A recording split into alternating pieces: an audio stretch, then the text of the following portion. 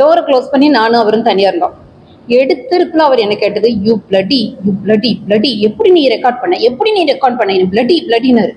எனக்கு ரொம்ப ஷாக்கு உண்மையாலுமே. அது எப்படி வந்து பிளடின்னு ஒருத்தங்க நம்மளை கூப்பிடுறாங்க அப்படின்னு சொல்லிட்டு நான் பேசாம கேட்டுட்டேங்க.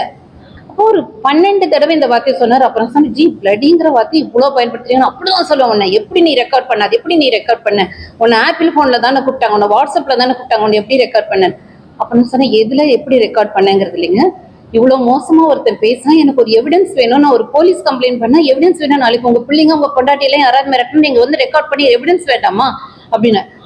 ஒரு அவ்வளோ மணி நேரம் மிரட்டி நீ உடனே இப்போ வந்து ரிசைன் பண்ற அப்படின்னு ஒரு ஒயிட் பேப்பர் கொடுத்து பேனா தூக்கி போட்டு இப்போ ரிசைன் பண்ணிட்டு போ, நீ ரிசைன் பண்ணிட்டு போனார். அப்படின்னா சொல்லி நான் ஏன் ரிசைன் பண்ணணும், நீங்க என்ன டிஸ்மிஸ் பண்ணுங்க, நான் ரிசைன் பண்ண வேண்டிய அவசியம் இல்லை அப்படின்னு.